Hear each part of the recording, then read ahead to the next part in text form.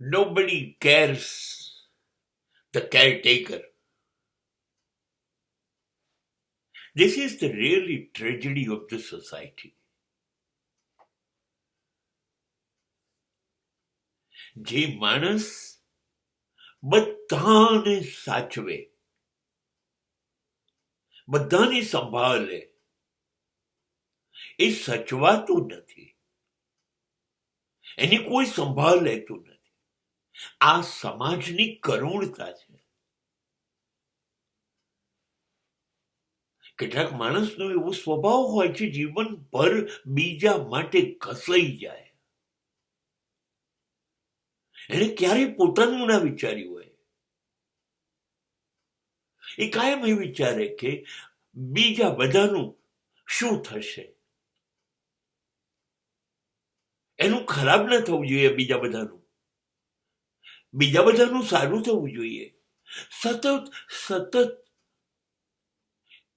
એની જિંદગી એ દોડ બની જાય.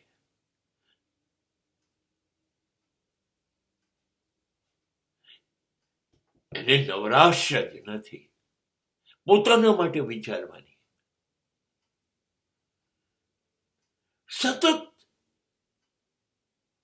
એની યાદીમાં એવા એટલા બધા માણસો હોય છે જેની એ કાળજી લીધા જ કરે છે.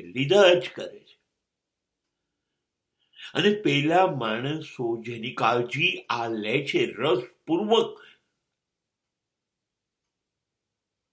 એને આ માણસની નોંધ સુદ્ધા નથી. આ બહુ જ કરુણતા છે સમાજમાં,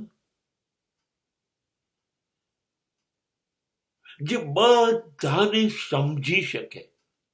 સૌથી વધુ ડહાપણ, સૌથી વધુ સમજણ ધરાવતું હોય ને,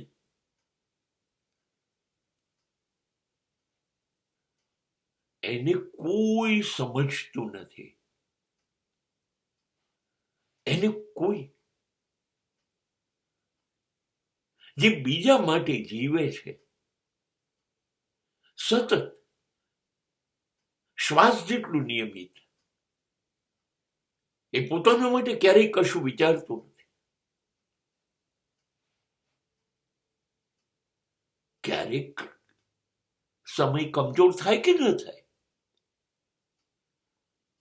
પરિસ્થિતિ પ્રતિકૂળ થાય કે ન થાય, અને ત્યારે એને કોઈ સમજતું નથી, ત્યારે એના માટે કોઈ જીવવા તૈયાર થતું નથી, ત્યારે એની કોઈ કાળજી લેતું નથી. એક ખૂણામાં બેસીને ખાસો અફસોસ કરતો હોય છે કે આખી જિંદગી મેં લોકો માટે કામ કર્યું, મારી પાસે તો મારી જિંદગી રહી જ નહીં. હું જીવી શક્યો કે જીવી શકી નહીં. કોને ફરિયાદ કરું? મેં મારી મરજીથી આ સ્વીકાર્યું હતું.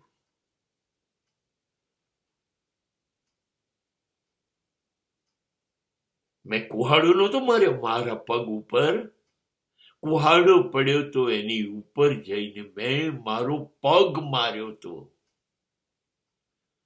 હા, બસ હવે પીડા ભોગવવાની.